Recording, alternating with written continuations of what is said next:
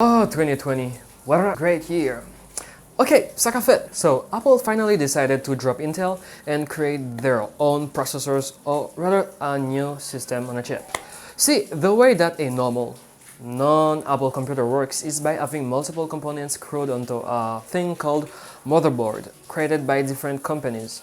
Not the motherboards, the components. That's cool, but one of the problem is that you don't really have maximum control over how the hardware really work. If you wanted to have a super energy efficient machine, but your CPU provider still make them on a 14 nanometer architecture, you'll either have to have a bigger battery or just throttle your system to death to achieve this great BBS, also known as Big Battery Score. So, by creating their own SoC, they'll have a total control on how the system works with the software, and this will result in possibly better performance and better life. That 5nm lithography of the M1 chip enables it to use way less power because the distance of the transistor are shrunk down, consumes less power and outputs less heat. With 4 high performance, 4 high efficiency cores and a 4-core GPU, this promises a very powerful system and a very efficient one. You can admit it, it's Apple after all. Sure, it's gonna take sometimes the apps made by Apple, I'm sure they will use every bit of performance that they can day one. You'll see apps like Final Cut thriving on that system because the RAM, the CPU and the GPU now are all in the same chip. And another part of that boost will be from the SSD, which was already very fast, but now it's two times faster due to a better controller installed on the SSD. You'll understand what I'm trying to say with this example.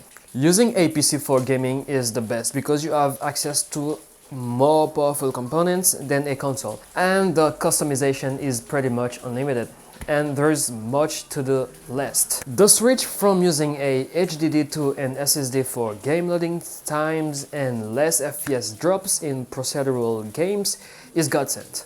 But switching from a SATA 3 to NVMe, there is no real advantage because you'll pay way more for 3 to 10 seconds of loading time. So there is no way that can be beneficial, right?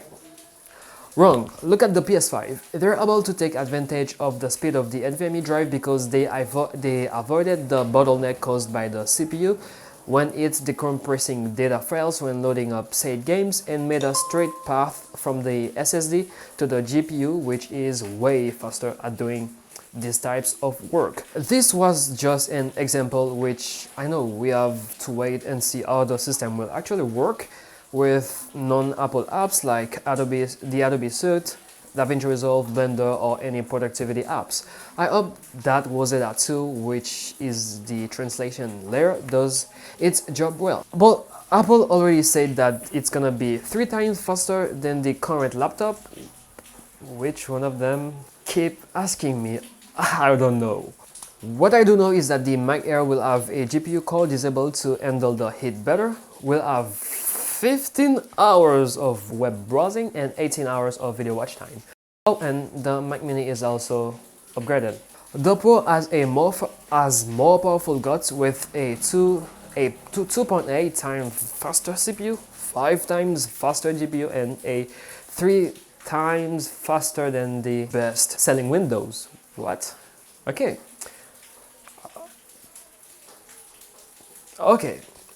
Is it a Dell XPS? Is it HP?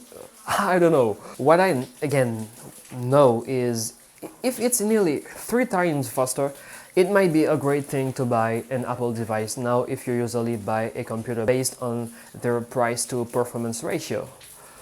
But knowing Apple, that might still be a no-no for some people. Compared to the Air, you'll have 17 hours of web browsing and 20 hours of video playback on the Mac Pro, so we need to see that. But until then, that's been it for today's video. My name is Kensley. I do take videos every and I will see you in the next one. Peace.